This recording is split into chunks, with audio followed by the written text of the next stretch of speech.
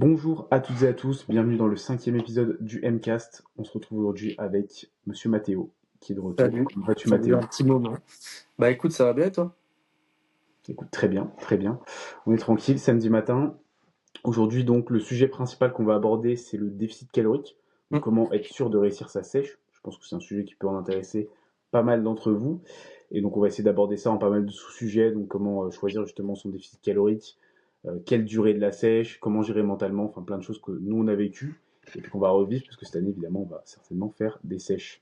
Histoire de Euh, retranscrire, pas faire d'erreur en fait finalement, hein. Que ce soit directement au but pour vous, pas que vous fassiez les mêmes erreurs que nous on ait pu faire dans le passé. Exactement, c'est en plus de la théorie vraiment donner des conseils pratiques sur ce que nous on a pu expérimenter justement et sur les erreurs qu'on ne referait pas si évidemment on referait une sèche ensuite. Euh, donc pour commencer du coup, ouais, première galère technique. Ah bah là ça lui a fait peur, elle va pas revenir, t'inquiète. C'est Ouais, vrai qu'elle est pour ceux qui regardent pas en visuel, en gros le chat de Mathéo vient de balancer son tel, donc du coup, j'ai une première petite galère. The Bee. Bon. Bon, du coup, on va commencer un petit peu sur un petit retour sur la semaine, comment sont, bah, même les dernières semaines en général, mais particulièrement celle-ci, du coup.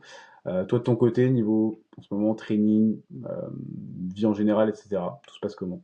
Alors franchement, en termes perso, ça se passe bien. Franchement, j'ai ma copine maintenant qui m'accompagne à la salle depuis, maintenant septembre, donc forcément avoir une compagnie et puis quelqu'un qui te pousse et qui se pousse aussi. Ça aide au quotidien. Puis même après, perso, quand on rentre, bah, c'est différent que quand tu es tout seul ou quand tu es avec quelqu'un qui mange pas comme toi, qui comprend pas ton délire, bah, c'est un peu compliqué. Maintenant que je suis accompagné, c'est beaucoup plus simple d'être assidu et d'être dans le truc. Et puis après, honnêtement, je dirais qu'en ce moment, là, on est sur la dernière semaine de prise de masse, on est même sur les 2 derniers jours. Ça commençait à être dur sur la fin parce que je pense que le corps, il arrive à la limite, en termes de digestion et cetera. Même si je suis pas forcément haut en calories, mais j'ai pas forcément l'habitude de manger énormément. J'en avais un peu marre même et en termes de charge, je sentais que, bah, le corps commençait à prendre vachement cher, sur les gros mouvements, sur le hack, sur la presse, sur les chest press, je sens que les articulations, elles commencent à souffrir un peu, même si on a fait un deload il y a pas si longtemps que ça. Mais je pense que c'était nécessaire pour le corps de repasser sur un autre format, on va dire. Ouais, parce que du coup, pour que vous compreniez un petit peu le contexte, du coup, le sujet tombe plutôt bien parce que Mathéo, là, on est sur la fin de la bulk, littéralement aujourd'hui. Vu que là, après, je lui fais son petit bilan sur mise en place justement de la sèche. Donc, on a prévu un déficit d'environ 8 à 10 semaines à peu près. Parce que là, ça va faire 6 7 mois qu'on est en prise de masse, hein, donc vraiment prise de masse très productive. Et, euh, et justement, même si on planifie à l'avance la durée de la phase, le but c'est de pouvoir adapter, surtout sur la fin justement, et trouver le bon moment où l'arrêter. Je pense que là on arrive au bon moment dans le sens où bah, ton poids est autour des 81, Ouais, c'est si je ne ça, me trompe c'est un pas. sweet spot où le physique est rempli, mais il commence à se dégrader, donc faut arrêter avant, quoi. C'est ça, souvent quand il y a une prise de poids assez rapide en fin de sèche, c'est pas idéal. Puis en plus, plus tu as de gras à perdre, plus la sèche est longue, plus bah, finalement c'est dur à tenir. Donc au moins là, il y a une bonne planification et puis bah, tu seras, on va dire, suffisamment sec déjà bien avant l'approche de l'été. Donc cette année, ça Ouais, devrait c'est être bon. ça. Puis même, on peut se dire que ça va durer 10 semaines, donc ça va nous pousser en gros à mars, et on peut rester sur un léger surplus jusque en gros fin mai, et puis après faire une maintenance ou voir comment ça se passe, quoi, selon l'état du physique. Exactement. De toute façon, Rester dans quelque chose d'optimal, quoi. ouais, plus tu passes par ce genre de phase au fur et à mesure, plus tu as de la masse musculaire et plus tu peux te permettre d'être un peu plus sec, on va dire, en général. Hmm. Bah, plus tu vas ajouter finalement de la masse maigre, moins tu auras forcément de gras à prendre derrière pour pouvoir construire du muscle. Et même plus ton corps va consommer, simplement parce que plus tu as de masse maigre, bah, plus tu vas consommer de calories sans rien faire, finalement. Donc, le but est là, hein, aussi, hein. Il faut devenir énorme, c'est ce qu'on veut. Exactement. Nati, bien sûr. Bien sûr, bien sûr. On Toujours, dira. toujours le rappeler. Moi, du coup, de mon côté, niveau training, honnêtement, ça se passe plutôt bien. Les séances sont plutôt bonnes. Bah là, du coup, je suis parti quelques jours, parce qu'avec Mathéo, on s'est vu du coup à La Rochelle. En plus, j'ai de la famille là-bas, donc ça permet justement de y aller justement pour plusieurs raisons, au moins d'y rester quelques jours. Donc on a pu se faire des bonnes séances dans une très très bonne salle, au Flex Ah, Gym, pardon. que des bodybuilders dans cette salle, donc magnifique de voir ça. Et puis des grosses machines, ça permet aussi de faire un petit posing, de check-up le physique. Et le physique en réel, c'est toujours un peu différent des photos, donc c'était plutôt cool là-dessus. Donc ça fait du bien aussi de changer un peu de routine, parce que moi, il faut dire que vraiment, j'ai la même routine depuis des mois, même salle, mêmes heures, même jour. Et en plus, il n'y a pas beaucoup de monde à l'heure où je m'entraîne, donc pour le coup, depuis quelques mois, je m'entraîne vraiment tout seul à 100%. Donc ça fait du bien des fois de se faire pousser un petit peu Ouais. sur ces séances, hein. C'est un truc qui me manque un petit peu aussi des fois. Et, euh, et là, du coup, niveau phase, actuellement, bon, alors moi, la sèche, je commence pas tout de suite, mais ça devrait être dans pas si longtemps que ça, autour de mars, justement. Donc, à peu près peut-être quand toi, tu vas finir la tienne. Hmm. La mienne devrait commencer. Parce que là, je suis un peu plus léger, je suis autour des 78 kilos. Ouais. Donc, ça bouge plutôt bien. Et là, en vrai, je suis encore pas trop gras. Puis moi, ce qu'il faut prendre en compte, c'est que j'ai quand même la prep qui est pas si loin. Donc, le but, c'est pas de démarrer un déficit trop tôt. Ouais, ouais, faut faire ça intelligemment. Donc, puis en vrai, ça va. Si c'est mars, ça fait 8 mois de PDM post-prep, donc en démarrant très très sec, donc c'est ok. Et en plus, j'ai l'impression que c'est un peu, c'est un peu une boucle, parce que du coup, souvent, ce que j'aime bien, c'est quand je suis à un certain mois dans l'année, c'est regarder où j'en étais les mois des années d'avant. Ouais. Et j'ai l'impression que le mois de mars, c'est un mois depuis que je fais, on va dire, du bodybuilding depuis 3 4 ans. J'ai jamais été en prise de masse en mars. Genre, mars, avril, mai, pour moi, c'est des mois, il y a écrit sèche, en fait. Et c'est même pas Bah, par rapport à l'été ou autre, hein. C'est juste que ma timeline, elle est toujours construite comme ça. Donc, ouais, parce que toi, c'est construit comme ça, mais même dans le cœur des gens et dans le bodybuilding en général, on se prépare pour l'été, entre guillemets, parce que c'est là où ouais. on va avoir plus beau physique. Donc, on se prépare, on va dire, vraiment avril, mars, c'est un peu tôt, mais avril, mai, juin, en général, on tire pour être beau pour l'été. C'est rare les gens qui en ont rien à foutre, il y en a. Il y en a qui sont en prise de masse, même l'été. Je pense à Flo, il me semble, l'année dernière. En vrai, Euh, je pourrais, hein. C'est juste que, bah, je veux dire, ça tombe pas comme ça, tu vois. Donc, parce que je ouais, sais que même en prise de masse, à la plage, ça reste, tu restes dans le top 1%, même si tu es en ah oui, c'est PDM. sûr, bien Ça, sûr. c'est sûr. Mais c'est plus, oui, l'aspect aussi, bah, tu es plus souvent, on va dire, torse nu et haut, donc si tu te Ouais. sens fat, c'est pas hyper agréable. Euh, mais c'est vrai que du coup, il y a des mois, en fait, qui sont. Des fois, je me dis, putain, j'ai jamais été en surplus en mars, tu vois. Enfin, c'est con Ouais, de se dire ça, mais genre. Surtout que ça aurait pu, parce que c'est juste que moi, j'ai fait un mini-cut en gros en 2024, qui était mars jusqu'à juin. Et si j'avais pas fait de prépa, peut-être que j'aurais fait un mini-cut début 2025 et qui serait fini en mars. Et vu que j'ai fait une prep, en vrai, bah, j'étais bien bien en prep en mars de l'an dernier. Euh, et du coup, forcément, ça repousse un peu. Puis là, du coup, bah, le Ah, mini-cut, il va arriver là. t'étais à un mois de ta première échéance, quoi. Ouais, je pense que c'est là où je commence à me dire, ok, dans ma tête, j'étais un peu biaisé. Je pensais que quand t'arrivais proche de la fin, c'était plus facile parce qu'on faisait que des refeeds. Je sais pas pourquoi je pensais ça. En fait, c'est 100% faux. Plus t'approches de la fin, plus c'est dur. Voilà. Je vous le dis d'avance, au moins vous serez pas surpris. Après, chacun vit la prep comme il veut, hein, mais On vous ment. On vous ment.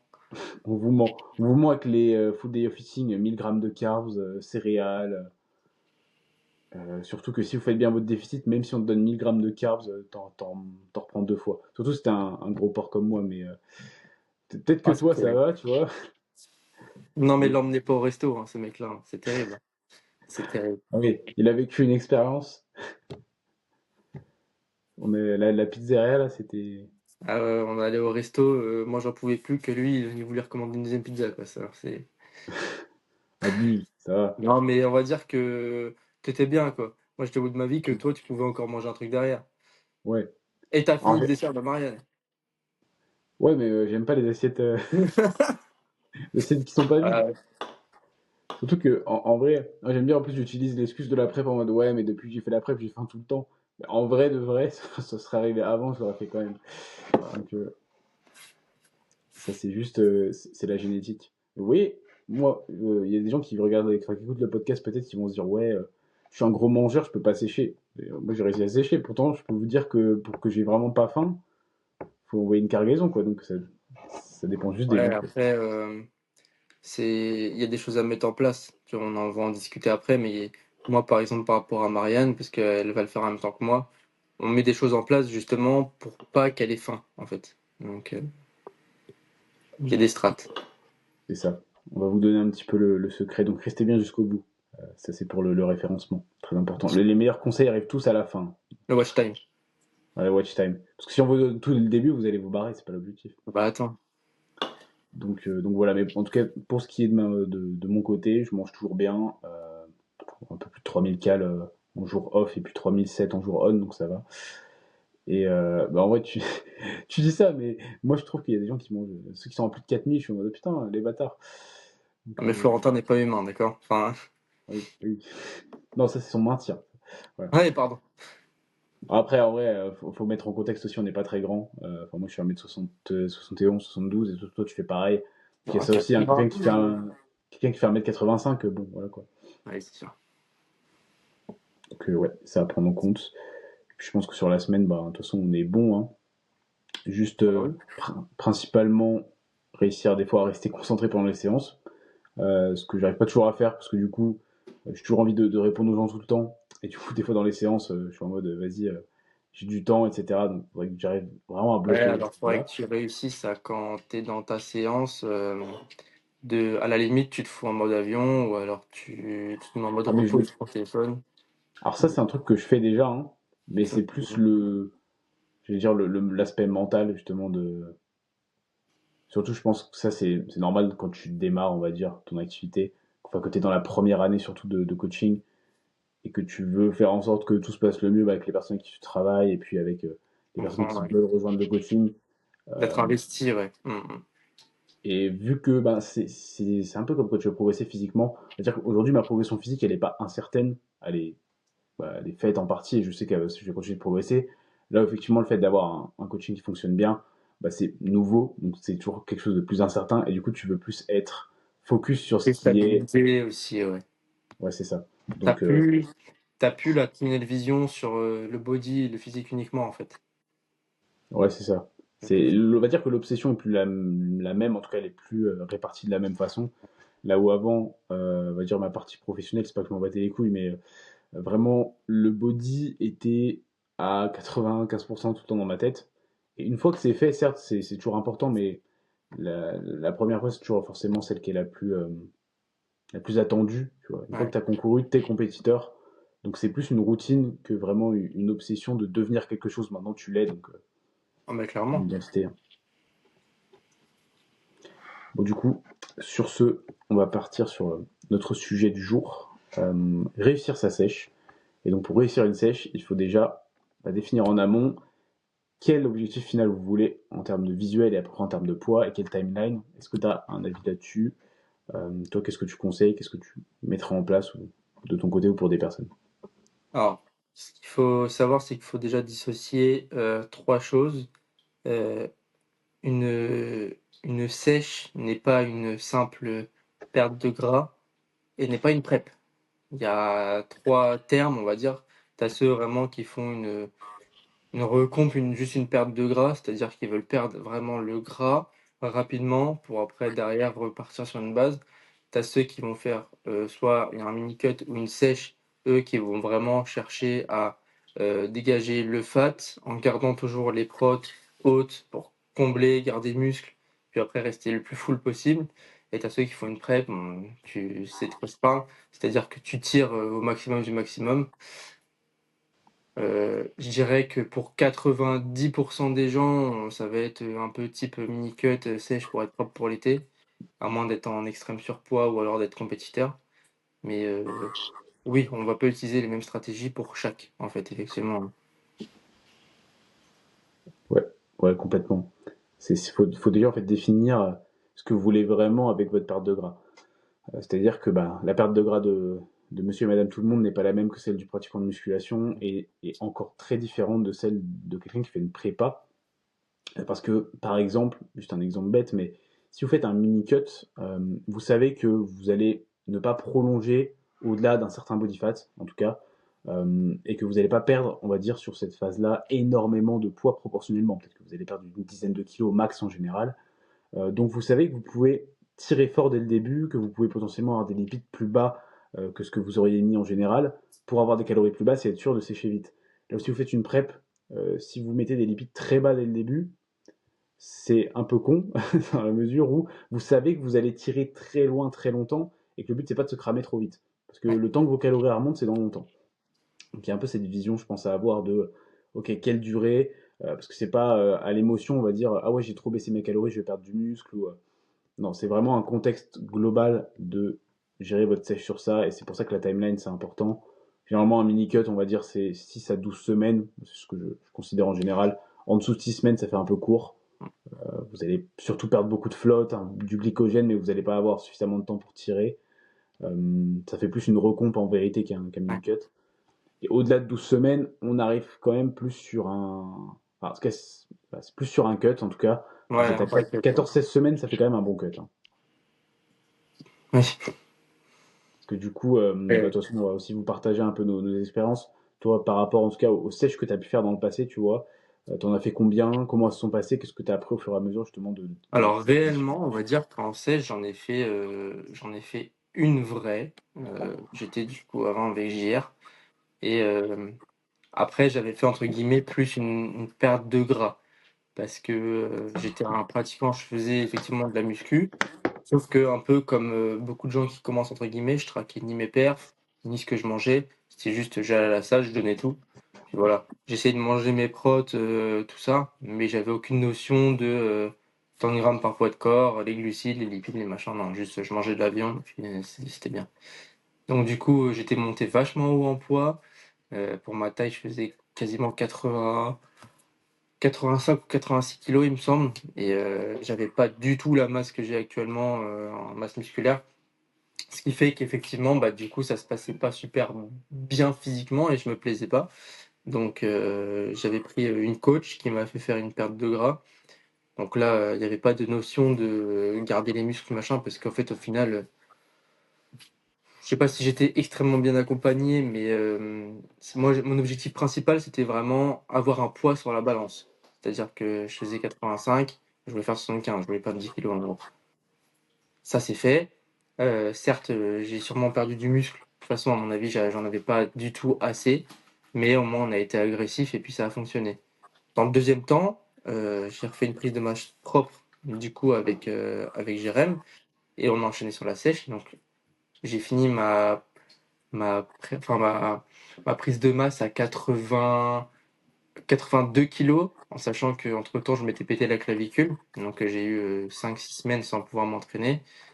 Et on a entamé une sèche qui a duré, il me semble, si je dis pas de bêtises, 16 ou 17 semaines, où on a tiré et je suis descendu au plus bas à 70,2 kilos. Je pense que j'étais loin d'être déchiqueté parce que bah j'avais pas le six-pack ni rien. J'avais une notion d'avoir un petit peu d'abdos, tu vois. Mais au moins, ça m'a appris ce que c'est que être assidu dans une diète, faire son cardio, compter ses pas, compter ses calories. Et je pense que maintenant, je ne referai plus l'erreur de devoir faire une sèche trop longue parce que ça prend trop d'énergie en fait. Ce qui arrive à un moment quand le corps il a plus assez de glucides et que tu dois faire 20 000 pas par jour et que tu dois faire de l'incliné, c'est juste pas jouable. Donc je pense qu'il faut passer par là pour savoir ce que c'est et comprendre ce qu'on veut pas avoir. Mais comme ça au moins on peut corriger et derrière ajuster et faire ce qui nous convient le mieux. Je pense que moi, le max que je peux tirer, ça serait 10 à 12 semaines et après je pense que mon corps il commence à lâcher. Ouais. En vrai, ça dépend comment tu tires, tu vois, mais oui, on va dire autour de 3 mois, je pense. C'est c'est quelque chose qui peut bien se tenir au niveau des trainings, au niveau de la gestion de la faim, etc. Et généralement, c'est là où, bah, après, tu commences à rentrer dans une phase où c'est bien de réussir à pouvoir gérer parfois au niveau des deloads, au niveau des diet breaks, en tout cas tous les outils que vous pouvez avoir pour justement gérer la sèche, la pousser, mais sans justement tirer sur un corps fatigué. Parce qu'au début, quand on commence, ben, tu sors d'un long surplus, c'est-à-dire que tu n'as pas été en déficit depuis longtemps, tu as beaucoup d'énergie, tu as du body fat, ça veut dire que manger 2000 calories quand tu fais 80 kilos, que tu es haut en body fat et que tu es en surplus depuis 6 mois, c'est pas pareil que manger 2000 calories quand tu es à 60, moins de 70 kilos, que tu es en sèche depuis 4 mois, que tu as fait des tonnes de cardio, que tu es HS, que tu as un body fat super bas.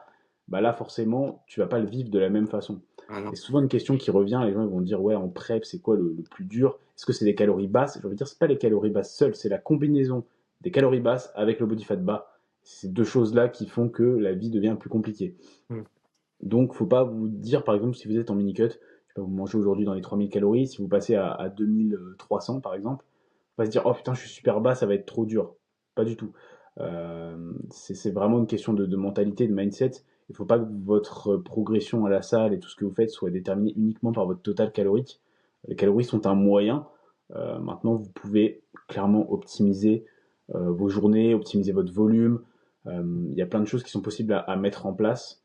Et croyez-moi que quand vous faites une prep, votre cerveau, il trouve des choses à mettre en place parce que en fait, vous savez que vous n'avez pas le choix. Donc, vous acceptez d'une certaine façon la faim parce que la faim, elle est quand même un peu inévitable à certains moments. On ne peut pas avoir la même satiété qu'en prise de masse en sèche. Enfin, c'est très compliqué, mais on peut limiter l'aspect, on va dire, cravings, envie de tout tabasser, ou justement certains moments clés de la journée où vous allez avoir très faim. Il faut justement être stratégique là-dessus. Est-ce que toi, tu as des choses particulières, justement, des petits conseils que tu peux nous partager là-dessus? Mmh, on va dire que moi, ça a été dur vraiment, oui, effectivement, sur la fin parce que, bah, la combinaison d'effectivement, tu as les calories basses, en même temps, bah, du coup, tu as beaucoup de dépenses à faire, tu as beaucoup de pas, tu as du cardio, tu as ta séance parce que mine de rien, à la fin, quand tu es vraiment fatigué, moi, j'étais pas au niveau de la prépa, mais mais tu commences à être vraiment fatigué, donc chaque chose que tu fais commence à être vraiment dur. Un truc bête, prendre les escaliers. Qu'est-ce que c'était dur à la fin. En fait, au début, certes, tu dans tes premiers 4 kilos que tu as perdus, tu dis: «Bah, c'est facile, je prends les escaliers, machin, je marche en incliné et cetera». Sauf que quand on arrive, à la 15e semaine, quand tu regardes ta montre et qu'il te reste encore 12 000 pas à faire et puis qu'il faut que tu fasses une demi heure de cardio, ça calme. Donc effectivement, moi, les solutions que j'ai trouvées, c'est de répartir déjà, bah, mes dépenses sur la journée. C'est-à-dire que quand je pouvais, si j'étais en vacances par exemple, et ben j'allais faire un peu de tapis le matin. Hem, par exemple, je le faisais un peu à jeun, comme ça au moins je faisais, un peu de pas. Ma récompense, ça allait être mon petit déj. Pareil, avant de manger, le midi, je faisais encore, 4 000 pas. Ma récompense, c'était le midi. Après, en général, j'allais m'entraîner et vraiment, c'était plus le soir où, je faisais ma séance, j'enchaînais sur, un peu de marche pour finir et je repoussais le repas au maximum possible le soir, en fait, pour essayer de pas avoir faim la nuit. Parce que ça, on n'en parle pas, mais se faire réveiller la nuit parce que tu as faim, c'est une horreur. C'est une horreur. Atroce, ouais. Après, il y a des solutions aussi, c'est-à-dire que, bah, faut pas en abuser, mais par exemple, les boissons zéro, ça, c'est un truc.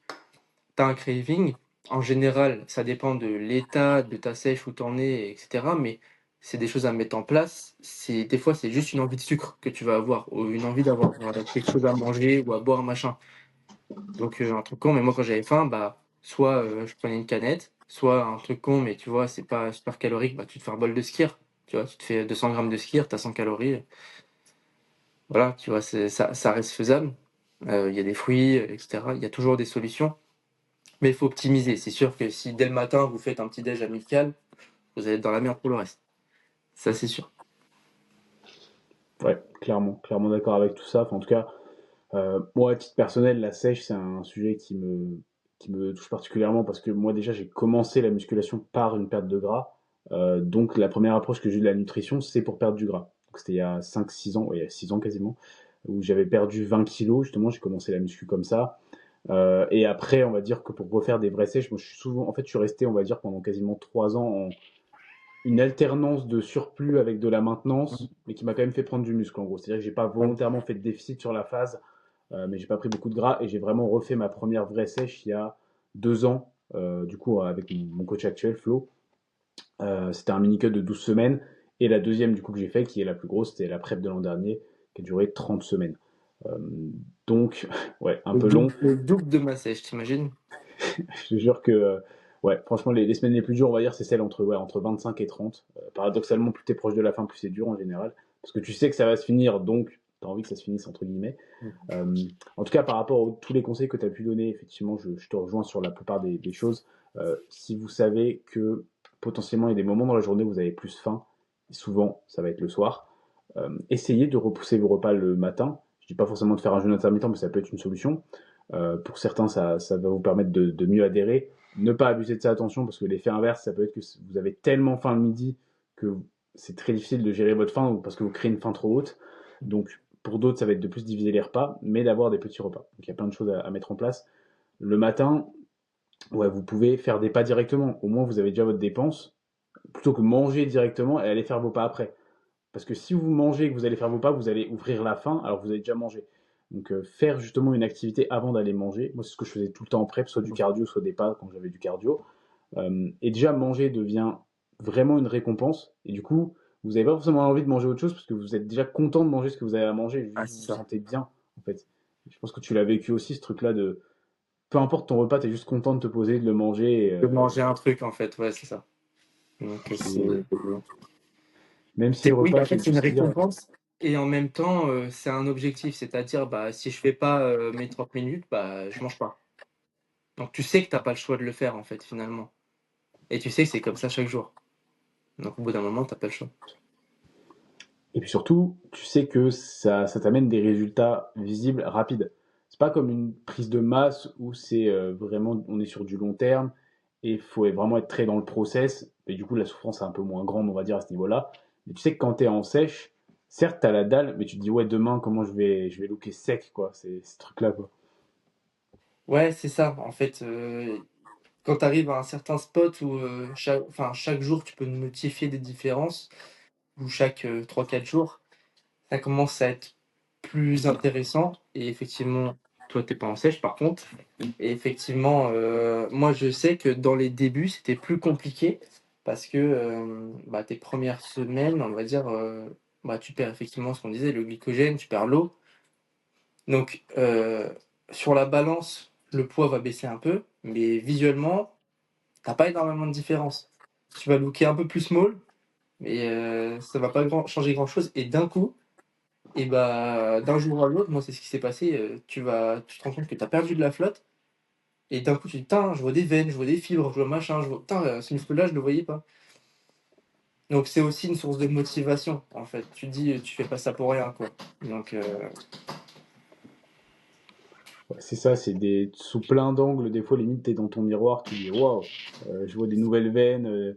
Tu vois en fait aussi les résultats de ta phase de masse et c'est extrêmement satisfaisant finalement parce que bah, pendant ta prise de masse, certes, t'es devenu très fort, mais parfois visuellement, vu que t'es un peu plus masqué par justement le gras et l'eau, t'as du mal à vraiment te rendre compte est-ce que j'ai progressé visuellement. Et là, quand tu fais ta sèche, en fait, t'as un peu tous les lauriers de ta PDM qui te tombent dessus et c'est quand même un gros levier à ce niveau-là, hein, clairement, faut le dire. c'est clairement une récompense, en fait.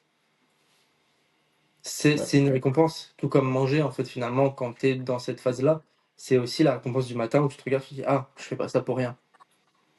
Ouais, c'est ça. Ouais, tu sais pourquoi tu le fais. Alors après, il y a des choses aussi qui sont un peu dures à gérer, je trouve, en tout cas à titre personnel en sèche. Une des choses les plus difficiles, c'est la peser le matin. En mode, faut pas, enfin, en tout cas, c'est un conseil que je donne, mais moi je l'ai souvent fait, Tu mais pas rien. pas conditionner votre journée à comment se passer la pesée. Parce que si tu vois que le poids a baissé, tu peux avoir une énergie de zinzin alors que tu es en déficit. Et si tu vois qu'il monte alors que tu es en déficit, que la veille, tu as fait 15 000 pas, tu as fait ton cardio contre. Tu as tout fait, et tu vois que ton poids monte, genre, tu peux avoir envie de péter une durite. Donc, faut Bah essayer oui, de. bah, il y a un exemple type, je suis pas en sèche, mais entre guillemets, je préparais un peu mon corps là, à préparer le truc. C'est, que là, juste avant, qu'on discute, de la sèche qu'on va mettre, pour moi dans 2 jours. Semaine dernière, j'étais en vacances et du coup, bah, moi, en vacances, je sais pas trop quoi faire, donc je marche. Donc je tapais des journées entre 15 et 20 000 pas toute la semaine. Donc je mangeais toujours pareil, donc tu te dis, bah, forcément, tu manges pareil, tu fais 20 000 pas, tu perds du poids. C'est logique. Eh ben non, inversement, le poids est monté et du coup, bah, ça te fait péter un câble, en fait, parce que tu te demandes qu'est-ce que tu as fait de mal, il y a un truc qui va pas. Et effectivement, ça, c'est un truc, justement, je voulais en discuter après, par rapport au fait que bah, Marianne va me rejoindre. Et il faut pas se baser uniquement sur ce que va montrer le chiffre.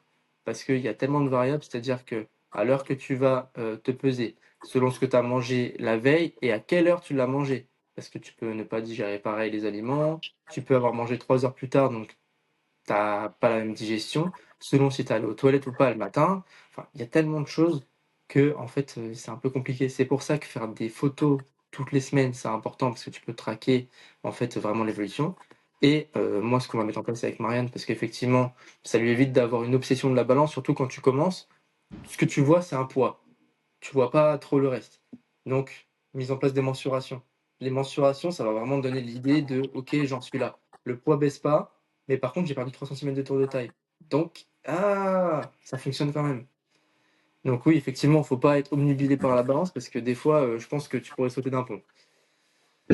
Clairement, clairement. La balance, c'est plus, on va dire, un outil qui confirme l'évolution visuelle. Mais parfois, on peut avoir un visuel qui s'améliore sans une balance qui évolue et inversement. Donc, faut se dire que c'est plus ça mis bout à bout. Par exemple, quand tu fais un bilan, mon but c'est de me dire, ok, j'ai vu les photos, on look plus sec, et le poids baisse, donc ça confirme que visuellement on look plus sec. Mais si j'ai que le poids, bah, en fait, tu peux pas vraiment avoir, on va dire, un visuel sur te dire, ok, est-ce qu'on sèche bien, ou est-ce que là, en vrai, on n'a pas juste que perdu de la faute ou perdu du muscle. Donc c'est vraiment une question de combiner tous les facteurs. Je pense que ce qu'il faut, dans l'idéal, en tout cas, c'est un peu désémotionnaliser. Je sais pas si ça se dit, en tout cas, Ouais. mais l'aspect poids. Vraiment que votre poids, le chiffre, genre ce n'est qu'un chiffre. Et il y a aussi un truc aussi qui arrive souvent, je pense que c'est ton cas aussi, mais tu te dis, putain, le poids baisse pas, mon coach il va me baisser les calories, j'ai pas envie. Voilà, on a envie que le poids il baisse Bah, tout le temps, comme ça on baisse pas les calories. moi, je suis une personne bizarre, c'est-à-dire que plus tu me baisses mes calories, plus je suis satisfait, en fait. Parce que je me dis: «Putain, ça veut dire qu'on rentre dans le dur». Moi, la différence des gens, ma motivation, c'est pas de voir, le poids qui baisse et cetera, c'est quand je suis en sèche et je me dis: «Putain, j'ai faim». Je me dis: «J'ai faim, je peux pas manger parce que j'ai mangé mes calories, mais j'ai faim». Donc quoi qu'il arrive, ça veut dire que le corps, il faut qu'il trouve une solution pour combler cette faim. Donc moi, je m'attache à ça, en fait. Mon émotion, c'est OK parce qu'au début, c'est compliqué parce qu'admettons, admettons, tu en maintiens à 3000, on te met à 2005 pour commencer ta sèche. Bah, 2005, entre guillemets, tu manges encore bien, tu es rassasié, enfin pour moi. J'ai pas l'impression que je suis en sèche, tu vois?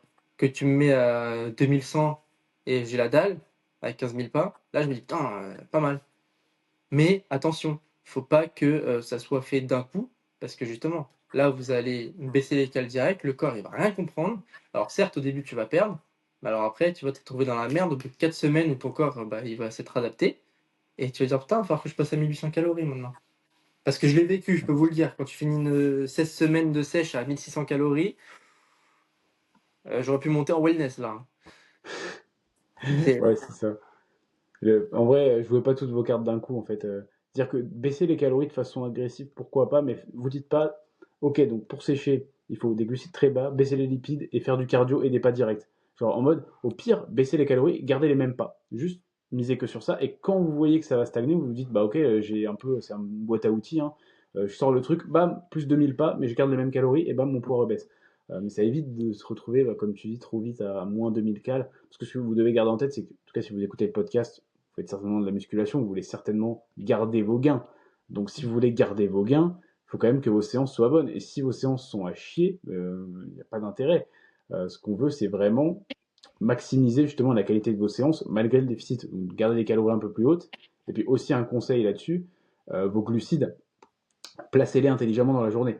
Vous dites pas, oh, le matin, en PDM, je faisais 75 grammes d'avoine, voilà, maintenant je baisse à 50. Au pire, supprimez l'avoine du matin et gardez vos glucides en pré-training, donc avant mmh, d'aller vous entraîner. Comme ça, vous êtes sûr d'avoir de l'énergie au moment le plus important, donc là où vous devez justement être performant, et en garder un peu après justement pour bien récupérer. mmh, Et potentiellement aussi sur un repas où vous avez faim, par exemple le soir, prenez des glucides avant d'aller dormir. Les glucides, déjà, bon, on sait que ça aide au sommeil. Et en plus de ça, vous avez l'aspect, comme on parlait tout à l'heure, de récompense. Moi, je sais que personnellement, mon repas du soir en sèche, c'est un des trucs qui m'a fait le plus tenir parce que c'est un repas que enfin, je savais au début de la journée que la journée serait longue, mais que je l'avais à la fin de la journée. Et en fait, du coup, vu que c'était mon préféré, je me suis mis ce repas-là à la fin. Si vous faites votre repas favori en début de journée, bon, bah, en fait, il y a quoi qui vous tient le reste de la journée, quoi. ouais, c'est ça. Donc, c'est trouver des astuces comme ça. Et puis, les boissons zéro, pareil, les prenez pas forcément en même temps que le repas. Vu que vous mangez déjà, prenez-les à un moment où vous avez faim et vous mangez pas. Je sais pas, milieu de matinée, milieu d'après-midi, à des moments où vous savez que vous allez peut-être pas manger pendant 4 5 heures. Bam, vous sortez ça, vous buvez tranquillement. Et ça, juste psychologiquement, ça vous calme. Vous voyez, un Coca zéro, même un Coca zéro sans caféine si c'est le soir, Mmh. une petite Monster ou autre, bah, clairement, ça fait du bien C'est un psychologiquement. game changer, carrément. C'est pareil, Ouais. en fait, dans le game de l'alimentation, c'est des outils. Que ça soit les boissons zéro, que ça soit, pour ceux qui ont la chance, des creamy, parce que mine de rien, une creamy, c'est pas énormément en calories, mais c'est énormément de volume. Quand tu as un air fryer, tu peux te faire des patates. Enfin, il y a plein de choses à mettre en place pour ceux qui ont du mal avec, la faim et qui ont besoin de volume alimentaire. C'est pas mon cas parce que voilà, mais je sais que Marianne, ce sera son cas. Donc on trouve des ajustements, on trouve des snacks, on trouve des machins. Après, faut pas, se dire: «OK, je suis en sèche, je mange, brocoli, haricots verts, pâtes et voilà». Attention, si vous traquez bien les choses, tout est faisable. Par exemple, dans la diète de Marianne, elle a inclus un balisto à 90 calories par jour. Ça rentre dans le truc. Au final, entre prendre un balisto, à 90 calories ou se prendre un carré de chocolat noir. Certes, un carré de chocolat noir, ça serait mieux, mais est-ce que c'est un truc qui t'aide à tenir? Bah, fais-le, en fait. Si ça te drive pour réussir ta perte de poids ou ta sèche, tant que c'est traqué, quel est le problème? Ça, l'adhérence, de toute façon, garder en tête, l'adhérence sera toujours reine, hein. Donc, il vaut mieux faire une diète qui n'est pas parfaite, que vous tenez tout le temps en déficit calorique, parce qu'il y a des règles de base, hein. D'abord le déficit, après les macros, après le timing, etc. Si votre diète elle n'est pas parfaite, mais qu'elle respecte juste le principe de déficit et de macro, vous allez progresser et surtout, vous allez plus adhérer et donc la tenir. Si vous voulez une diète soi-disant parfaite, mais du coup sans aucun aliment que vous aimez, juste pour vous dire ok, je mange riz, poulet, brocoli, let's go, bah déjà ça va vite vous écœurer. Et vous allez associer la sèche à une forme de punition. C'est pas le but. En vrai, la sèche, c'est comme une prise de masse avec moins de quantité, en fait. C'est tout simple. Donc oui, forcément, il y a des moments où vous allez avoir plus faim que d'autres. Bon, il y a plusieurs solutions. Évidemment, en premier, c'est de, on va dire, de l'accepter et de pas être dans le truc de si j'ai faim, faut à tout prix que je prenne un truc. Des fois, il faut juste au mode bah, laisser passer, et rester occupé, faites des choses. Si vous avez Bois des de l'eau. activités qui vous plaisent, buvez de l'eau. En vrai, Oui. buvez. Hein. Honnêtement, déjà, c'est important de boire. Et puis, moi, perso, bah, je bois tout le temps. Et quand j'ai faim, bah, en vrai, juste vous sortez votre bouteille, vous buvez, prenez un café, un truc. Mmh. Et puis surtout, ouais, comme je dis, vraiment, soyez occupés. Franchement, il n'y a rien de pire que être chez soi, avoir rien à faire et penser à manger. Parce que là, ça va être très très long. Ouais, ça c'est sûr, hein, pour l'avoir vécu, c'est très long et puis tu passes devant les placards, tu vois des trucs, tu dis: «Putain». Mais après justement, si ta diète est bien construite, normalement ça se passe bien. Après cependant, j'aimerais avoir ton avis parce que, j'ai vu certaines personnes en fait, c'est 2 avis divisés. C'est-à-dire que quand tu es dans ta sèche, est-ce que toi, tu vas faire des repas, qui vont être très assaisonnés, très goûteux, qui vont vraiment être satisfaisants? Ou tu vas être plutôt la team, sec et comme ça au moins tu sais que voilà, tu es dans le dur, autant être jusqu'au bout? Parce que ça j'en ai vu, hein. J'ai vu plusieurs avis là-dessus. C'est vrai que j'ai vu effectivement passer soit le côté bah, on est en sèche donc autant faire en sorte que tout soit bon, ou on est en sèche donc autant faire des trucs pas ouf comme ça donne pas faim, ça donne pas envie de reprendre. Moi je suis quand même plutôt de la première team. Moi je trouve que c'est franchement intéressant justement. Le fait d'être en sèche généralement fait que vous allez faire moins de repas en extérieur parce que vous avez moins les calories pour. Donc autant aimer vos repas, les apprécier et ça vous donnera moins envie d'aller manger en extérieur. En tout cas, c'est plutôt mon avis. Hein. Après, je vous dis pas d'être obsédé, faites attention au truc de beaucoup trop de volume, comme on disait, ou de passer son temps à regarder du contenu, nourriture et des recettes sur Instagram. Attention à ça, parce que toutes les recettes ont l'air incroyables et souvent elles le sont pas forcément, puis surtout ça vous trigger vraiment au niveau de la nourriture. Mais on a aujourd'hui plein de choses pour nous permettre de justement faire des diètes qui sont excellentes avec des taux caloriques qui sont pas énormes. Mmh. Donc épicez vos plats, assaisonnez-les. Faut que vous ayez justement envie de manger votre diète. Déjà, vous mangez pas beaucoup de calories. Si en plus les repas que vous avez ils sont fades, ouais, laisse tomber. Après, ça dépend de la relation que vous avez avec la nourriture. Hein. Ouais, c'est ça. Mais moi, je sais que personnellement, en sèche, j'aime bien faire des repas que je trouve on va dire, un peu esthétique et agréable à manger en termes des pistes d'assaisonnement, sans passer ma vie à cuisiner, mais c'est pas le but, mais franchement, c'est pas compliqué. Si vous voulez mettre un peu de cannelle sur votre porridge, vous voulez faire fondre un carré de chocolat noir dessus, au lieu juste de le manger comme ça, c'est des petits trucs simples. Hein. Vous avez plein de choses comme ça, mais juste, voilà. Moi, je suis plutôt de la team, justement, d'apprécier ce que tu manges et de faire des plats un peu meilleurs en sèche. Je sais pas ce que t'en penses, toi, du coup. Bah, alors moi, ce qu'il y a, c'est que j'ai fait les 2 dans la même phase de sèche. Hem ce qu'il y a, c'est que le problème, c'est que quand tu fais des repas qui sont vachement alléchants, c'est-à-dire que tu mets du temps à le préparer, tu l'épices, tu mets de la sauce zéro, machin. Moi, je sais que pareil, je mettais du carré frais 0% dans mes pâtes. Donc, un carré frais, c'est 30 calories. Donc, au final, voilà. Mais au moins, ça donne une texture un peu fromage, machin. Tu manges. Le problème, c'est que tu te régales. Sauf que, bah, en fait, t'es frustré parce que t'en aurais bien pris 4-5 fois un plat comme ça. Que, bah, moi, après, c'était quoi? C'était pâtes, 5 grammes d'huile d'olive, poivron et bœuf, sans assaisonnement. Bon, à part poivre, sel, voilà, rien d'autre. Donc tu manges, tu dis ok, bah j'ai mangé. Donc moi, arrive un moment aussi, je mangeais pour la fonction. C'est-à-dire que, ok, faut que je mange ça, maintenant je fais quoi? J'ai ça, ça, ça. C'est-à-dire que mes journées, c'était des trames. Et je sais qu'à cette heure-là, faut que je fasse ça, cette heure-là, faut que je fasse ça, machin. Mais parce que moi, j'étais détaché émotionnellement, potentiellement, je sais pas si j'étais vraiment détaché, mais j'essayais de me le faire croire que la bouffe, ça m'intéressait pas nécessairement. Moi, si tu me bouffais un tacos à côté de moi, en fait, j'étais tellement dans mon truc que, tu sais, les gens te disent, mais comment tu fais? Bah, enfin, je sais pas, pour moi, c'est naturel, quoi. Donc, mais je pense que à chacun son, je pense que c'est à tester, en fait, finalement. Je sais que maintenant, je pense que des fois, effectivement, j'aurais la flemme, mais enfin, je mettrais sel, poivre, machin, assaisonnement, mais je ferais pas un truc évolué, machin. Et des fois, effectivement, tu as envie de te faire un bon plat. Je fais une connerie, tu te fais des petites patates bien coupées au four, machin, tu les fais revenir, tu te mets des épices, du fromage frais et tout. Pour un même total calorique, ça te prend plus de temps, mais tu es satisfait de le manger parce que tu peux te dire que tu t'es fait comme un repas en extérieur, en fait, finalement. Ça peut être une récompense que tu peux te faire 2, 3 fois par semaine, tu vois. Parce que si tu le fais tout le temps, je pense qu'aussi que c'est une. Tu peux émotionnellement t'attacher trop à ces repas-là, et quand tu n'auras pas le temps de le faire, tu vas être dégoûté, tu vois. Donc, je sais pas ton avis là-dessus, mais moi, c'est ce que je vois. Je vois ce que tu veux dire. En fait, c'est vrai que du coup, ça me fait rebondir sur un truc. Vous n'êtes pas obligé d'avoir une identité et de vous dire je suis le mec qui cuisine tout le temps ou je suis le mec qui bouffe comme un clébard. Il y a un truc qui s'appelle l'entre-deux et ce que tu décris, c'est exactement ce que je faisais. Moi, je dis effectivement, j'aimais bien assaisonner et autres, mais une grosse partie de mes repas dans mon déficit ont été faits pour la fonction et n'étaient pas du tout appétissants. Des fois, c'était juste poulet, légumes, sel et un peu Le d'huile midi. d'olive parce que bah, je devais aller travailler ou je devais les meal prep. Et le matin, c'était pas incroyable, hein, c'était voilà, des œufs avec des poivrons et un bol de framboise. Voilà, c'est juste, bah, vous avez une structure de repas parce que si vous vous posez trop la question de comment je pourrais faire un truc encore meilleur, comment je pourrais cuisiner ou autre, vous allez devenir fou.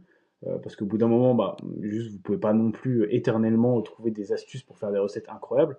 Maintenant, il y a certains repas où vous savez stratégiquement, à ce moment-là, que vous avez du temps pour manger, potentiellement, vous pouvez vous poser, vous avez envie d'un truc qui vous fasse plaisir, vous allez le faire. Moi, c'était plus les repas du soir, où des fois, je me faisais par exemple bah, des pommes de terre au air fryer en mode coupé frites, et je buvais un Fanta Zéro, et je faisais du bœuf avec un peu de ketchup et des légumes.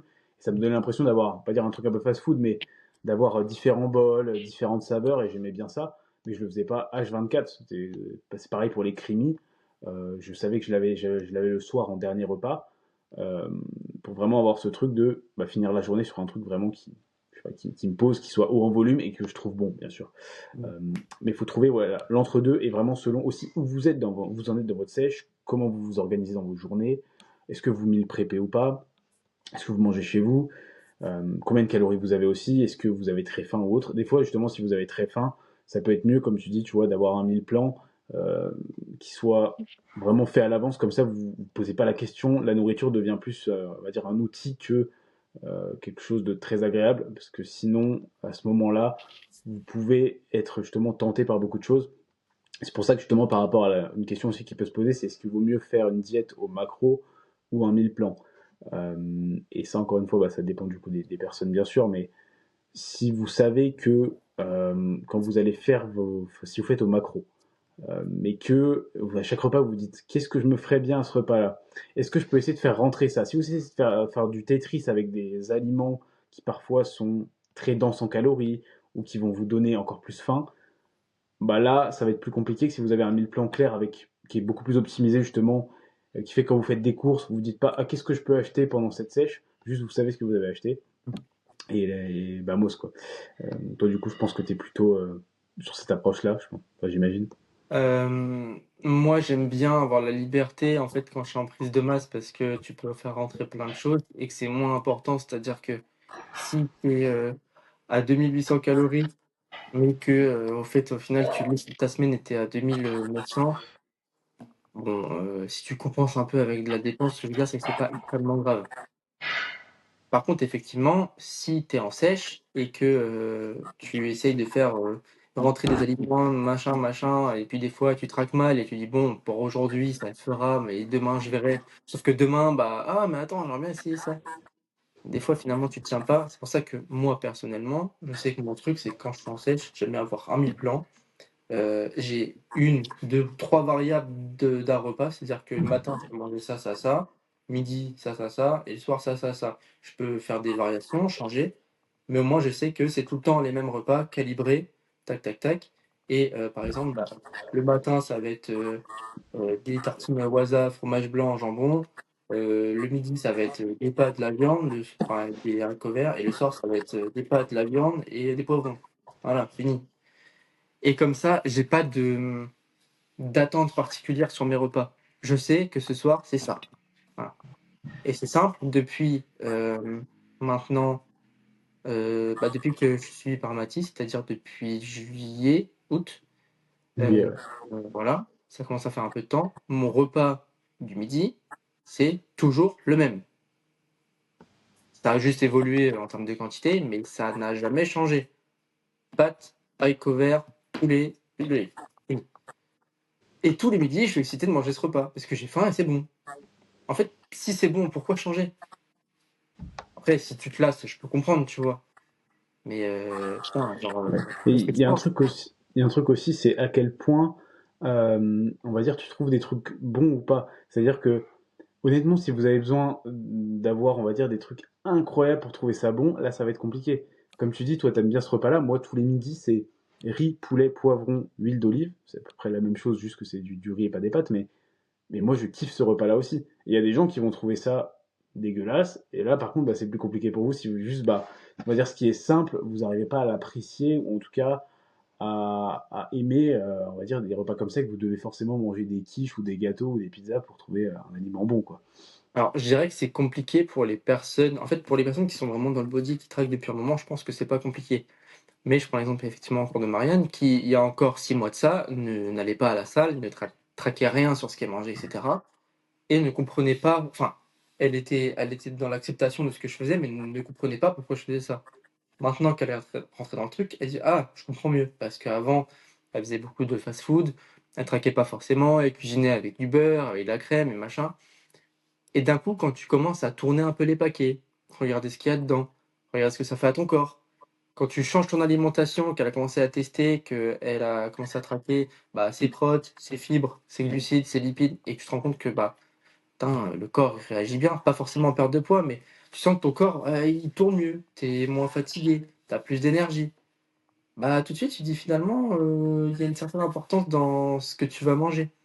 Donc je pense que c'est plus compliqué effectivement pour les personnes qui étaient habituées à manger ultra transformé, tu vois? Qui étaient pas habituées à avoir des produits simples, des pâtes, du riz, du quinoa, machin, j'en sais rien. Que quelqu'un qui va aller à Super U s'acheter, tu sais, un sandwich Sodebo ou machin.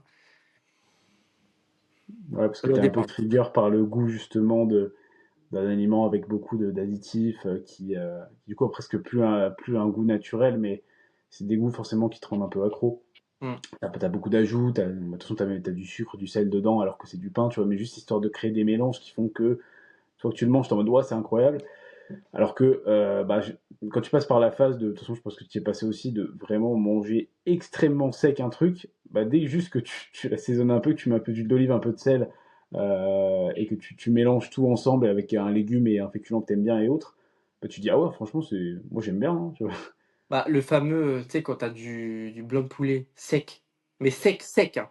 Ouais, Vraiment, ça, c'est ignoble et quand tu le mélanges dans un parce que tu le mélangeais dans un petit saladier avec tes pâtes, ton bœuf et toi, je suppose ta sauce, sriracha, bizarrement, là, ça explose et putain, c'est trop bon, en fait, finalement, tu vois? Ouais, Donc effectivement, il y a des choses qui vont faire que ça va t'aider à aimer ce que tu manges. Après, il faut pas non plus que, tu aies besoin d'aimer tous tes repas et cetera. C'est pas nécessaire. Je pense que des fois, il faut aussi se contenter de se dire: «OK, c'est la phase, faut que je fasse ce que j'ai à faire, c'est tout». Faut pas réfléchir trop. c'est ça. Faut que vous ayez quand même, j'ai envie de dire, ça marche pour plein de choses dans votre vie, hein, mais que vous soyez conscient que si vous avez un objectif, à quel point vous le priorisez finalement dans votre vie et à quel point les choix que vous faites du coup vont impacter ça.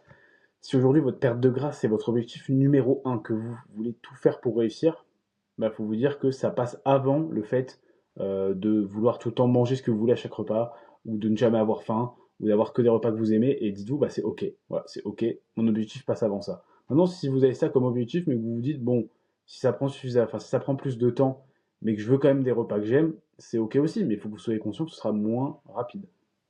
Voilà, c'est vraiment essayer de comprendre ça et vous dire que bah, même si évidemment on met en avant qu'on peut réussir une sèche justement en mangeant des choses qu'on aime, en limitant la faim à certains moments, en ayant un mode de vie qui est tenable, on va pas vous dire et vous mentir, vous dire que bah, faire une sèche c'est super simple, c'est hyper facile, vous avez juste à manger un peu moins, vous allez avoir aucun symptôme, ça va être super facile. C'est pas le cas.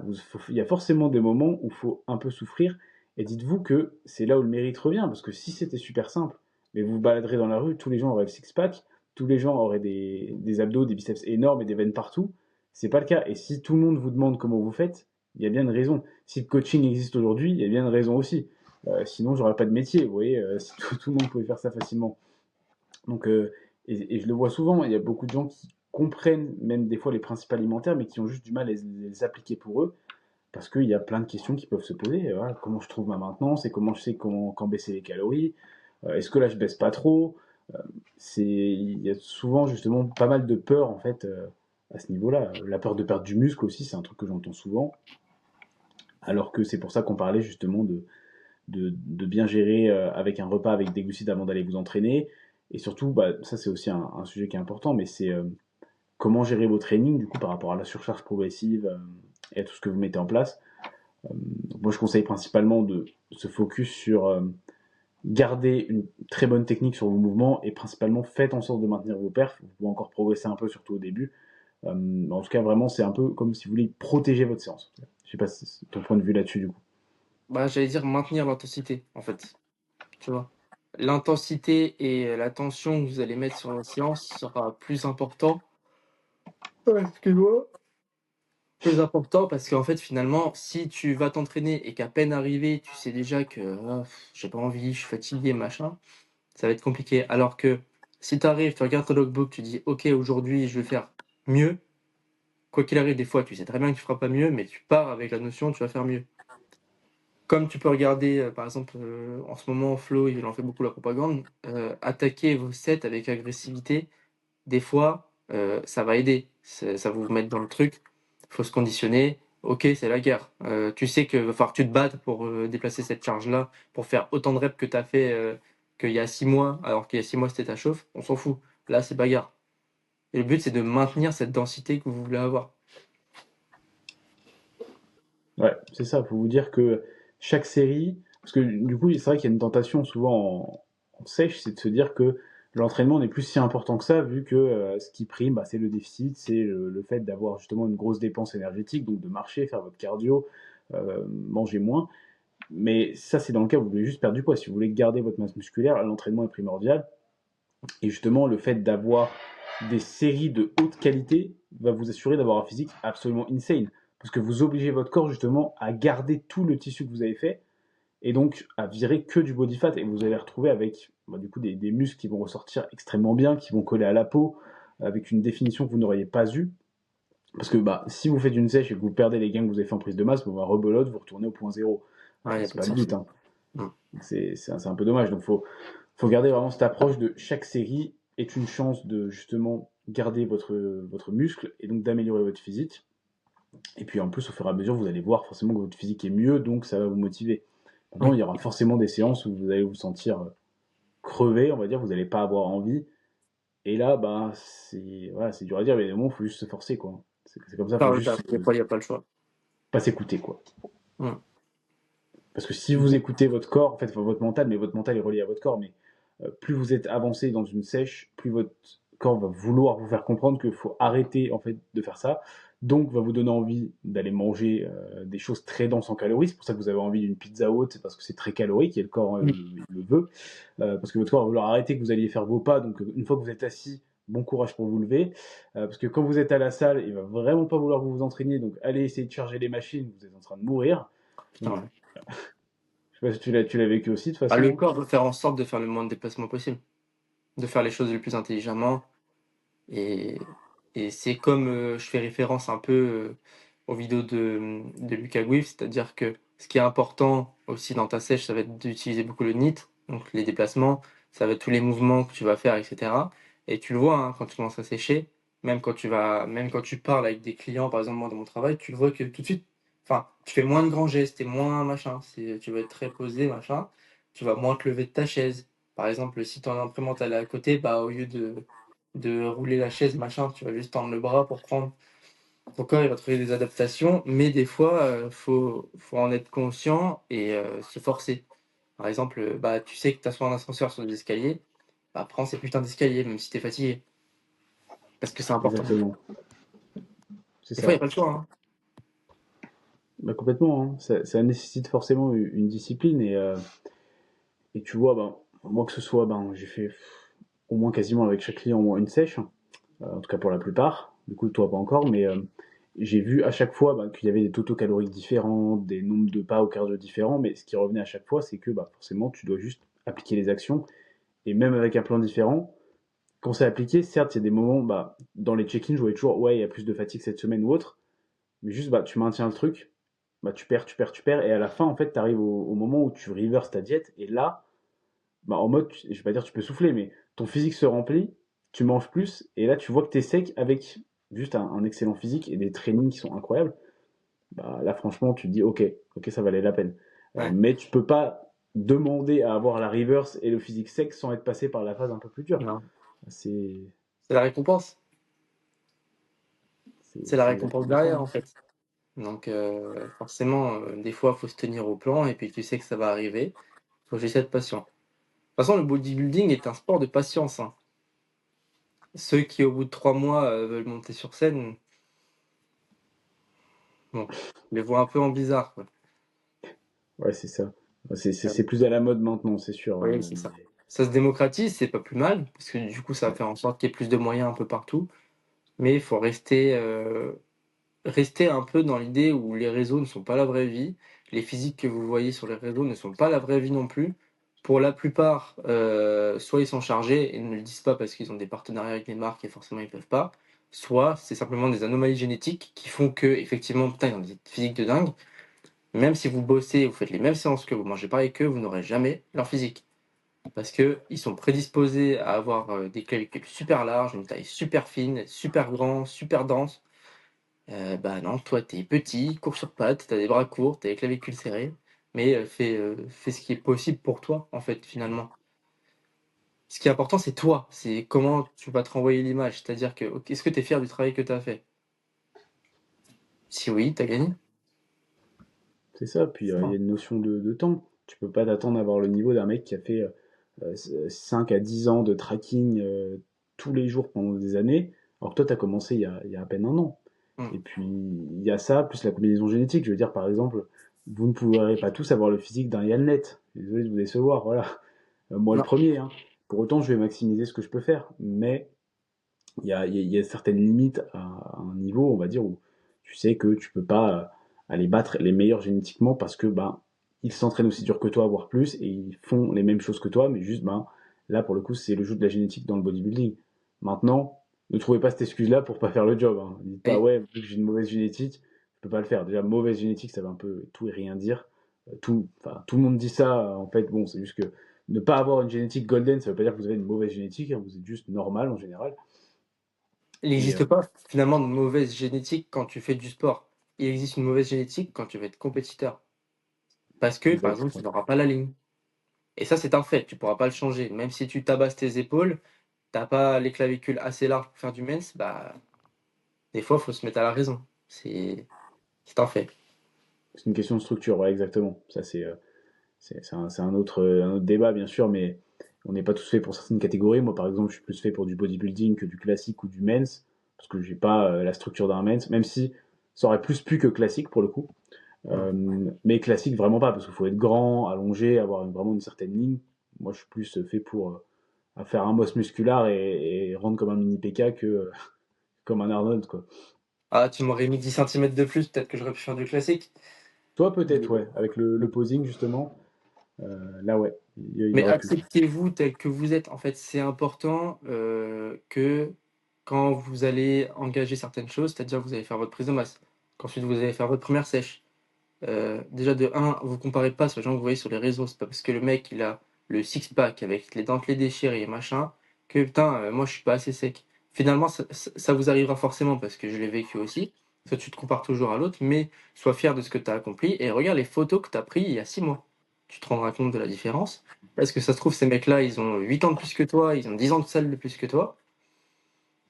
Donc voilà, fais ton bonhomme de chemin, avance tranquillement, fais ton truc, tiens-toi à tes principes et à ta diète et à tes pas, et tu verras, ça va marcher. Arrête de dire ah putain, jamais de la vie je pourrais être comme lui. Juste sois au max que ce que toi tu peux être. C'est le plus important. Exactement. Fixe-toi des objectifs, mais limite inatteignables, mais fixe-les toi et au moins, ça te permet justement de courir après ça et de savoir que tu vas progresser. Si tu te dis, oh, je veux juste un peu plus de muscle ou être un peu plus sec, je veux dire, c'est pas suffisamment motivant pour que ça te donne envie de te lever. Moi, je me suis dit, bah, mon objectif, c'est gagner une compétition de bodybuilding, passer pro. Bon, bah, ça n'a pas marché sur la première saison, mais j'ai atteint un physique que j'aurais jamais pensé atteindre quand même. Il faut voir les choses comme ça. Et toi, je pense que sur ta première sèche, celle que tu as fait l'année dernière, tu as atteint un physique que tu n'aurais pas forcément pensé avoir avant, Ouais. mais parce que as eu la vision justement de te dire, je veux avoir le meilleur physique possible. En fait, moi je partais avec le principe de ma première sèche, c'était je veux mon six-pack. J'ai pas eu mon six-pack. Voilà, je le dis d'avance. Si jamais, je sais pas si tu as une photo ou quoi, mais j'avais un physique où le matin, je me réveillais, j'avais des veines sur le ventre qui montaient jusque-là, mais peut-être simplement, bah, j'avais pas assez de densité musculaire. C'est pas grave. C'est au moins, je vois à quoi je ressemble, on sait où est-ce qu'il faut bosser. On a bossé les abdos, on a bossé les jambes, on a bossé les pecs et les épaules. Maintenant, on sait là où il faut bosser. Maintenant, on va rétablir la chose. En gros, voyez ça comme tailler dans la pierre, en fait, si vous voulez. Au début, vous construisez, tac, tac, tac, puis ensuite vous façonnez.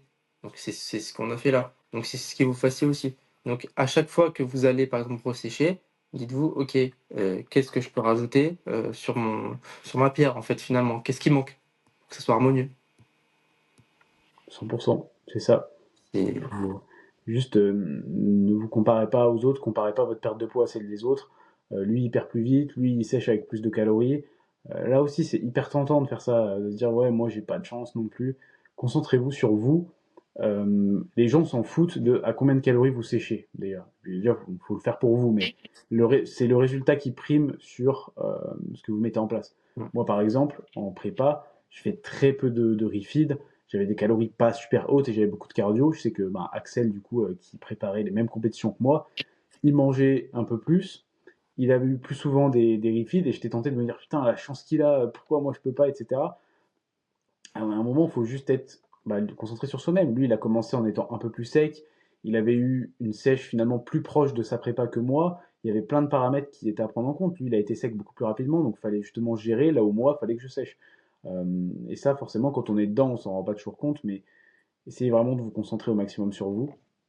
Et du coup, une autre chose que je voulais voir avec toi, ton avis dessus, les repas libres, ça aussi une question qui arrive souvent. Comment gérer ce que toi, par exemple, tu conseillerais d'en faire ou de complètement arrêter pendant la sèche?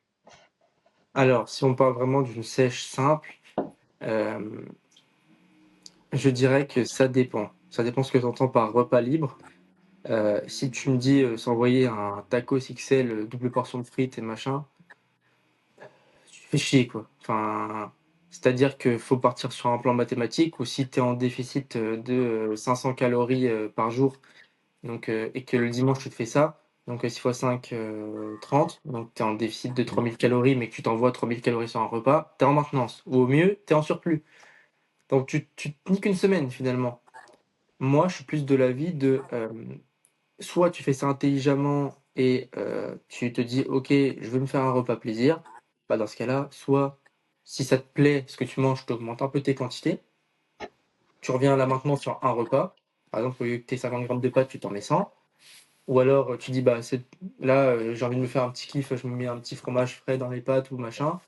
Ou alors, bah, tu sais quoi? Au lieu de me faire, riz, poulet, machin, bah, je me prends une tortilla, je me fais un wrap, machin, je me fais un petit kiff. Mais je dirais que si tu as vraiment un objectif, faire un repas off par semaine, non.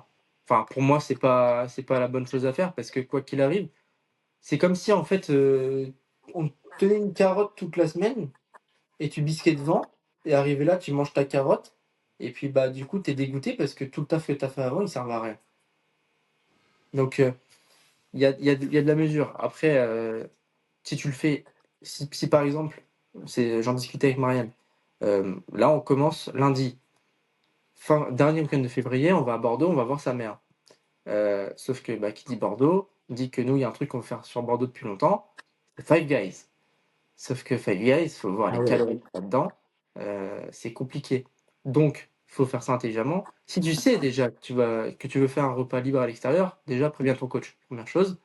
Et tu ajoutes sur ta semaine. Bah, quitte à faire un déficit plus agressif, tu fais un déficit plus agressif. Quitte à jeûner le matin ou le midi, et bah, tu le fais. Comme ça, déjà, ça te libère des calories.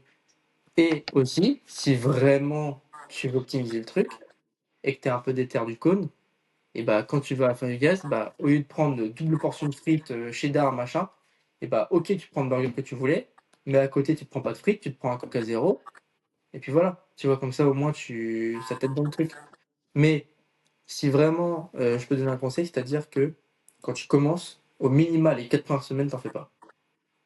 Parce que déjà, de un, les 4 premières semaines, c'est pas là où tu vois vraiment les premiers résultats. Si en plus tu fais ça, bah, tu vas te flinguer. C'est mon avis, hein. Ouais, bah, plutôt d'accord là-dessus aussi. Après, encore une fois, bien sûr, ça dépend de votre objectif, de votre contexte de vie, etc. Il y a des personnes que moi j'ai eu en coaching qui faisaient forcément des repas libres bah, de famille, par exemple, tous les dimanches, et on a managé autour de ça. Mais ils le savaient, ils en étaient conscients, et le but c'était, en fait, c'est toujours de vous dire, un repas libre, c'est pas un cheat meal, c'est-à-dire que le but du repas libre, c'est que ça fit vos calories. Même si vous n'êtes pas sûr à 100%, c'est que vous mettiez tout en place pour qu'à la fin de la journée, vous ayez le même total calorique en ayant fait ça. Mmh. Ce qui implique d'avoir vos repas d'avant ou d'après qui soient beaucoup moins hauts en calories pour que vous ayez de la marge. Vous, c'est comme un budget. Si vous gérez votre budget, si toute la semaine, vous faites des économies tous les jours, et que le dimanche, vous allez faire du shopping et que vous faites péter le plafond de la carte de crédit, vous dites, putain, pourquoi est-ce que mon compte est négatif? J'ai fait attention toute la semaine, juste dimanche, je me suis fait plaisir. Et là, c'est exactement le même concept. Donc, si vous savez que vous devez, je sais pas, manger au resto avec le taf ou autre, essayez de faire des choix, en tout cas si vous voulez réussir votre sèche, hein, Mmh. qui soient intelligents. Ne prenez pas les aliments les plus hauts en lipides. Tournez-vous principalement vers des sources de protéines, donc souvent des viandes, des poissons. Les poissons, c'est bien, souvent c'est assez bas en lipides. Prenez souvent une source de légumes. Vous pouvez voir s'il y a des sources de carbs éventuellement comme du riz ou autre, mais à limiter souvent tout ce qui est pas mal cuisiné avec de l'huile. Et surestimez souvent ce que vous faites en extérieur. Voilà, mais mettez-vous une estimation plus haute que ce que vous pensez. Souvent, on sous-estime les calories qu'on mange au restaurant et adaptez le reste de votre journée en fonction de ça. Et comme tu disais, par exemple, si tu veux faire un favia ou autre, bah, clairement, les frites, c'est le truc hyper calorique. Il n'y a aucune protéine ni rien. C'est vraiment la perte de calories pure, je trouve. En plus, en C'est termes de ratio, je trouve vraiment du glucide plaisir-calories. qui est cuit dans l'huile, quoi. Voilà. C'est ça. Là où un burger, tu vois, je trouve qu'il y a une plus-value, il y a un plaisir et tout. Mais les frites, c'est vraiment. Bah, ne vous obligez pas à prendre des frites si vous faites un repas libre comme ça. Et toi, dans ton cas, tu vois, par exemple, si tu veux faire ça, tu te dis, ouais, ok, le burger, c'est peut-être 800 calories.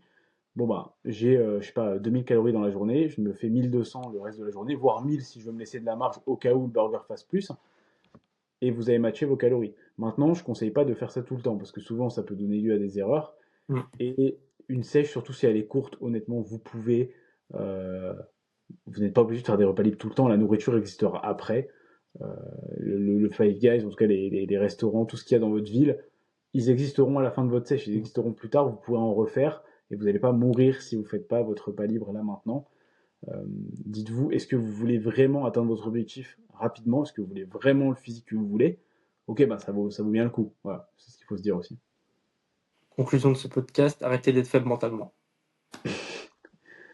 podcast de développement personnel en fait. Oh putain. Non, mais après, effectivement, oui, si tu veux vraiment te tenir à tes objectifs et que c'est vraiment ton truc principal, tu peux attendre. Tu peux attendre. Ouais. Ils sont encore là, t'as raison. Je peux vous dire que c'est plus facile que ça en a l'air. Parce que personnellement, j'ai pas fait du coup, j'ai fait la plus longue série, on va dire, sans repas libre de ma vie en prep, où j'en ai pas fait de celui du 31 décembre où j'ai fait un repas libre, j'étais en début de prépa pour le nouvel an. Et après, j'ai plus fait de repas libre, donc on va dire, de 1er janvier 2025 jusqu'au 14 juin 2025, donc 6 mois et demi sans repas libre. Et c'était pas le plus difficile finalement, c'était pas si difficile que ça. Bon, il y a des moments aussi, bien sûr, j'avais envie, mais c'était plus en vrai pour vous dire l'aspect social que le simple repas libre lui-même.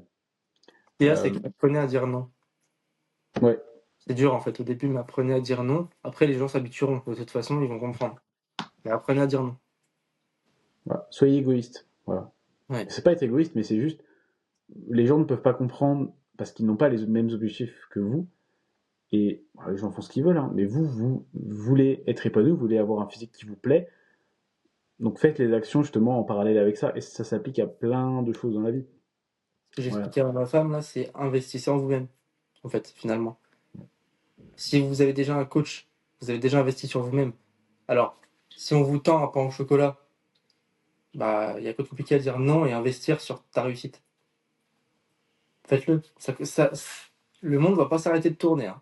C'est, il va se passer les mêmes choses. Et souvent, vous avez plus de peurs en fait qui sont un peu irrationnelles que la réalité.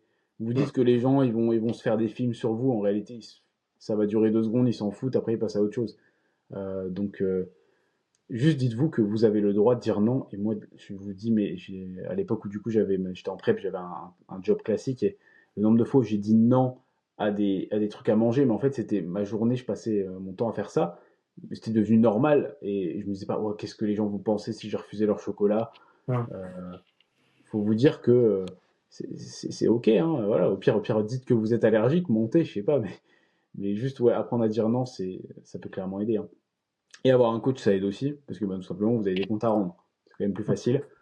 Bon, ça tombe bien d'ailleurs, je fais du coaching, si jamais vous ne saviez pas. Mais dans tous les cas, non. Clairement, le faire tout seul, c'est toujours un peu plus technique, mais vous pouvez le faire, honnêtement, hein. Juste, là, par contre, il faut vous mettre un peu plus de comptes à rendre, parce que vous n'avez pas de bilan à faire, vous n'avez rien à remplir. Donc, il faut quand même que mentalement, vous soyez solide. Mais comme on disait avant, le mental, ça fait tout. En conclusion, on vous a un peu tout expliqué pour que vous réussissiez votre sèche. Attention, n'en faites pas votre seul trait de personnalité. Gardez quand même du social. Ce que je veux dire, c'est que si on vous propose de sortir vous balader, ne vous dites pas: «Oh non, non, j'ai besoin de rester chez moi et je dois préparer mes plats et machin et trucs». Faites un peu de social, ça va vous aider, parce que je vous assure qu'au bout d'un moment, vous allez péter un câble. Mais restez quand même motivé et dites-vous qu'il y a un objectif à la fin. Et le principal truc qui doit vous driver, c'est est-ce que vous voulez être fier de vous à la fin ou pas? Est-ce que vous le voulez vraiment? À partir de là, vous avez toutes les clés en main. C'est ça. Je pense que tout a été dit là-dessus. Et je te rejoins à 100%. Il faut juste que vous soyez vraiment conscient de ce que vous faites, mais que vous arriviez à trouver une forme d'équilibre et de vous dire que tout ne tourne pas autour de la nourriture d'un point de vue social, que vous pouvez voir des gens sans être obligé de manger tout le temps. Vous pouvez aller au cinéma, vous pouvez aller au bowling, au karting, faire des activités comme ça, aller juste marcher avec vos amis, avec votre copine ou autre. Euh, Toutes ces choses-là, déjà, ça va vous éviter de penser à manger et surtout de discuter aussi dans ces moments-là parce qu'on a forcément des doutes, tout le monde est humain. C'est toujours bien de les partager et d'avoir aussi d'autres points de vue, un point de vue extérieur. On est toujours quand même assez dur avec soi-même. Donc oui, parfois, il faut se mettre, on va dire, des coups de pied au cul pour avancer. Mais il faut aussi justement trouver le juste milieu et pas vouloir aller toujours dans le plus hardcore si ça ne fait pas avancer. Donc c'est bien d'avoir justement des avis extérieurs là-dessus. En tout cas, là, je pense que dans tout ce qu'on a abordé, on a vraiment balayé en tout cas tout ce sujet de la sèche. Donc je pense que globalement, vous avez les armes pour la réussir, que ce soit là en début d'année ou que vous nous écoutiez plus tard, que ce soit pour l'été qui arrive. Dans tous les cas, tout ce qu'on a dit sera toujours applicable dans quelques mois, hein. En tout cas, j'espère que ça aura pu vous aider au maximum dans votre progression. Et bah, j'ai envie de vous dire merci de nous avoir écoutés. C'était encore un plaisir et puis on se retrouve très bientôt. C'est ça. Je vous remercie à toutes et à tous. Comme d'habitude, n'hésitez pas si jamais vous souhaitez vous abonner à nos comptes Insta. Normalement, les liens sont dans la description, que ce soit sur YouTube ou sur Spotify. Vous pouvez aller suivre Mathéo, elle me suivre moi également. Vous pouvez également vous abonner du coup à la chaîne YouTube. Il y a en plus évidemment des vidéos en dehors des podcasts. Si vous souhaitez aussi réserver une consultation, le lien est directement en description. C'est une discussion d'une demi-heure dans laquelle on aborde vos problématiques. Si vous souhaitez prendre un coaching, c'est avec plaisir, mais aucune obligation là-dessus. Et sur ce, bon bah, on souhaite une très bonne journée à toutes et à tous. À très bientôt. Ciao, on vous remercie.